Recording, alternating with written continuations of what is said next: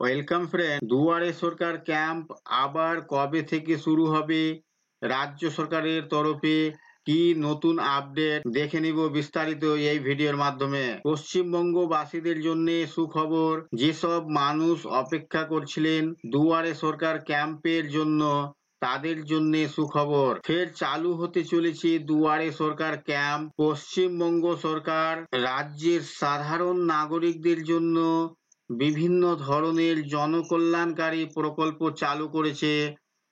এই সব জনকল্যাণকারী প্রকল্প সাধারণ মানুষ যাতে নিজেদের বাড়ির কাছেই পেতে পারেন তার জন্য দুয়ারে সরকার ক্যাম্প চালু করা হয়েছে। বিভিন্ন এলাকা ভিত্তিতে দুয়ারে সরকার ক্যাম্পের মাধ্যমে রাজ্যের বিভিন্ন প্রকল্পের সুবিধা দেওয়াই দুয়ারে সরকার ক্যাম্পের উদ্দেশ্য।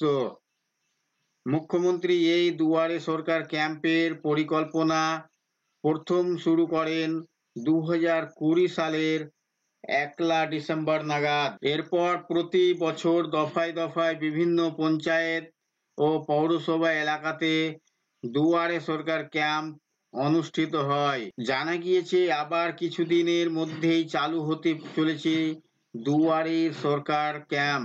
এক পরিসংখ্যান অনুসারে 50 লক্ষের বেশি ক্যাম্প করা হয়েছে, আর এই সকল ক্যাম্পে 10 কোটির বেশি মানুষ নিজেদের সমস্যার সমাধান করেছেন। এছাড়াও এই দুয়ারে সরকার ক্যাম্পের মাধ্যমে 8,96,00,000 মানুষদের প্রদান করা হয়েছে। তাহলে এই ক্যাম্প কবে চালু হবে, কি কি নথি লাগবে, এই সব বিষয়ে আলোচনা করা হলো আজকের এই ভিডিওর মাধ্যমে। দুয়ারে সরকার ক্যাম্পে কি কি সুবিধা পাওয়া যাবে, রাজ্য সরকার যে সব প্রকল্প চালু করেছে সেই সব প্রকল্পের সুবিধা পাওয়া যাবে এই ক্যাম্পে। এই দুয়ারে সরকার ক্যাম্পের মাধ্যমে রাজ্যের সাধারণ মানুষ কন্যাশ্রী প্রকল্প, রূপশ্রী প্রকল্প, স্বাস্থ্যসাথী, ঐক্যশ্রী, শিক্ষাশ্রী, তপশিলি বন্ধু, জয় জহর, স্টুডেন্ট ক্রেডিট কার্ড, মৎস্যজীবী ক্রেডিট কার্ড, কৃষক বন্ধু, প্রতিবন্ধী সার্টিফিকেট ইত্যাদির জন্য আবেদন করতে পারেন। এইগুলো ছাড়াও এই প্রকল্পের মাধ্যমে সাধারণ মানুষ ব্যাংকিং সহায়তা কেন্দ্র, রেশন কার্ড সংশোধন, কৃষি জমির মিউটেশন ইত্যাদি কাজগুলো করতে পারেন। কি কি প্রয়োজনীয় নথি লাগবে আবেদনের জন্য, দুয়ারে সরকার ক্যাম্পে রাজ্যের বিভিন্ন প্রকল্পের জন্য আবেদন করার জন্য নির্দিষ্ট প্রকল্পের আবেদন পত্র পূরণ করার পাশাপাশি কিছু দরকারি নথি পত্র সঙ্গে নিয়ে যেতে হবে। সেগুলো হলো আধার কার্ড, ভোটার কার্ড, নির্দিষ্ট কিছু প্রকল্পের জন্য Swasthyasathi card, caste certificate, mobile number, income certificate, ব্যাংকের পাসবই।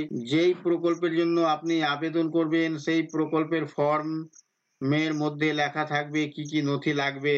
কবে থেকে শুরু হবে দুয়ারে সরকার ক্যাম্প, এখনো পর্যন্ত রাজ্য সরকার দুয়ারে সরকার ক্যাম্প কবে থেকে শুরু হবে তার কোনো তারিখ প্রকাশ করেনি।